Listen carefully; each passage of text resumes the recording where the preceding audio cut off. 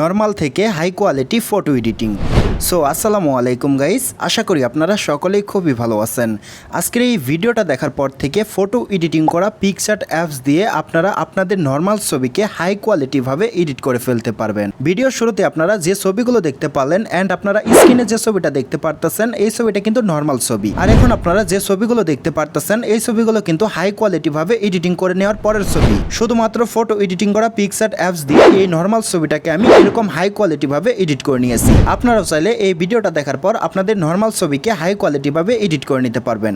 যদি আপনারা এই ভিডিওটা দেখে সম্পূর্ণ এডিটিং প্রসেসটা শিখতে চান ও বুঝতে চান, এই ভিডিওটা আপনাদের প্রথম থেকে শেষ পর্যন্ত দেখতে হবে। যদি ভিডিওটা স্কিপ করেন তাহলে কিন্তু কিছু বুঝবেন না। চলুন গাইস, মুখের কথা না বাড়িয়ে মূল ভিডিওতে যাওয়া যাক। আর হ্যাঁ গাইস, মূল ভিডিওতে যাওয়ার আগে একটা কথা না বললে নয়, আপনারা যদি আমার এই চ্যানেলে নতুন হয়ে থাকেন টেক রিলেটিভ নিউজ পাওয়ার জন্য, যে কোনো ধরনের photo editing and video editing শেখার জন্য এই চ্যানেলের পাশে থাকবেন, চ্যানেলটাকে সাবস্ক্রাইব করে দিবেন। চলুন ভিডিওটা শুরু করা যাক।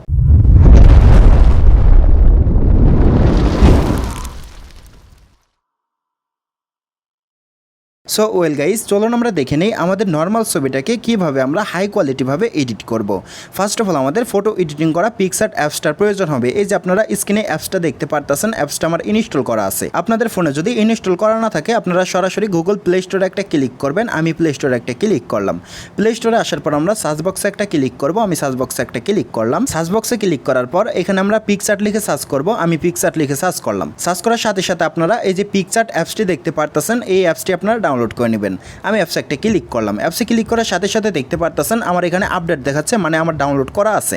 আপনাদের এখানে ইনস্টল দেখাবে, আপনারা ইনস্টলে ক্লিক করে ডাউনলোড করে নেবেন। ঠিক আছে, ডাউনলোড করে নেওয়ার পর ওপেন একটা ক্লিক করবেন। আমি অ্যাপসে একটা ক্লিক করলাম। অ্যাপসে আসার সাথে সাথে আমাদের সামনে এরকম একটা পেজ ওপেন হবে। এখন আমরা এই যে নিচের দিক প্লাস আইকন দেখতে পারতেছি, এখানে একটা ক্লিক করব। আমি একটা ক্লিক করলাম। প্লাস আইকনে ক্লিক করার সাথে সাথে আমাদের ফোনে যতগুলো ছবি আছে ছবিগুলো এখানে শো করবে। এখন আমরা এই যে এখানে সে অল দেখতে পারতেছি, এই সে অলে একটা ক্লিক করব। আমি একটা ক্লিক করলাম। সে অলে ক্লিক করার সাথে সাথে আমাদের গ্যালারির সবগুলো ছবি এখানে শো করবে। এখন আমরা আমাদের যে নর্মাল ছবিটাকে হাই কোয়ালিটিভাবে এডিট করতে চাচ্ছি, আমরা সেই ছবির উপরে একটা ক্লিক করব।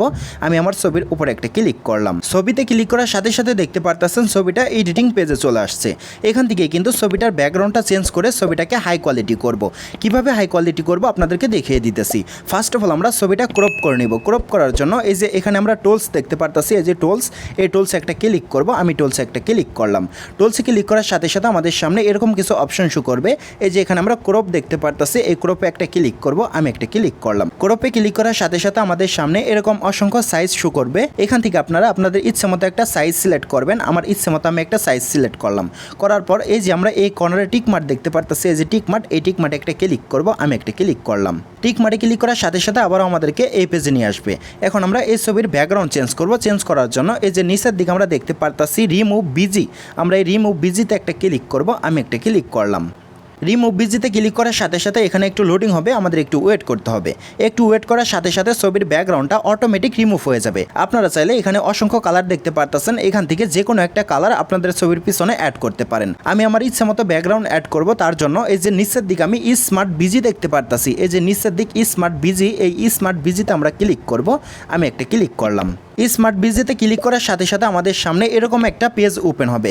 এখন আমরা এই যে এখানে একটা খালি ঘর দেখতে পারতেছি, আমরা আমাদের ছবির পিছনে যে ধরনের ব্যাকগ্রাউন্ড অ্যাড করতে চাচ্ছি সেই ধরনের ব্যাকগ্রাউন্ডের নাম এখানে লিখে সার্চ করতে হবে। আমি আমার এই ছবিতে যে ধরনের ব্যাকগ্রাউন্ড অ্যাড করতে চাচ্ছি আমি সেই নামটা এখানে লিখে দিতেছি। আপনারা আপনাদের ছবির পিছনে যে ধরনের ব্যাকগ্রাউন্ড অ্যাড করতে চাচ্ছেন আপনারা সেই নামটা এখানে লিখে দেবেন। ঠিক আছে, আমার ইচ্ছে মতো আমি একটা নাম লিখে দিতেছি।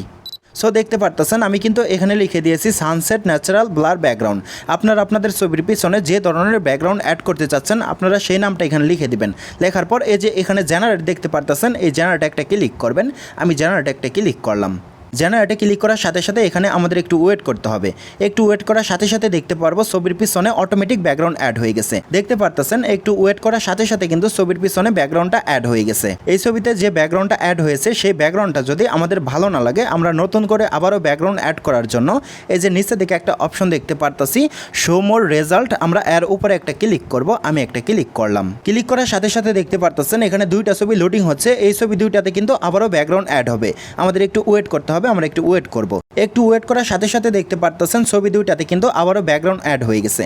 দেখতে পারতেছেন অস্থিরভাবে কিন্তু ব্যাকগ্রাউন্ড দুইটা অ্যাড হয়ে গেছে। এখান থেকে মন মতো ব্যাকগ্রাউন্ডগুলো অ্যাড করে নেওয়ার পর এই ছবিগুলো এখান থেকে কিভাবে সেভ করবেন চলুন আপনাদেরকে দেখিয়ে দিই। সেভ করার জন্য এই যে নিচের দিক ডাউনলোড দেখতে পারতেছেন, এই ডাউনলোডে একটা ক্লিক করবেন। আমি ডাউনলোডে একটা ক্লিক করলাম। ডাউনলোডে ক্লিক করার সাথে সাথে ছবিটা সেভ হয়ে অটোমেটিক গ্যালারিতে চলে যাবে। এখন আমি আরেকটা ছবি ডাউনলোড করে আপনাদেরকে দেখাই দিচ্ছি। ডাউনলোড করার জন্য আমি ডাউনলোড অপশনে একটা ক্লিক করলাম। ডাউনলোড অপশনে ক্লিক করার সাথে সাথে এই ছবিটাও সেভ হয়ে আমাদের গ্যালারিতে চলে যাবে। ডাউনলোড করে নেওয়ার পর আমি এখান থেকে বেরিয়ে আসবো। এখান থেকে বেরিয়ে আসার পর ছবিগুলো দেখানোর জন্য আমার গ্যালারিতে একটা ক্লিক করলাম। গ্যালারিতে আসার পর এই যে নিচের দিক দুইটা ছবি দেখতে পারতেছেন, এখান থেকে আমি যে কোনো একটা ছবির উপরে ক্লিক করলাম। ক্লিক করার সাথে সাথে দেখতে পারতেছেন ছবির ব্যাকগ্রাউন্ডটা কিন্তু অসাধারণভাবে চেঞ্জ হয়ে গেছে। ছবিটা দেখে কিন্তু বোঝার কোনো সিস্টেমই নেই যে এটা ব্যাকগ্রাউন্ড চেঞ্জ করা ছবি। এখন আমি আরেকটা ছবি দেখাই, দেখেন এটাও কিন্তু অস্থিরভাবে ব্যাকগ্রাউন্ডটা চেঞ্জ হয়ে গেছে।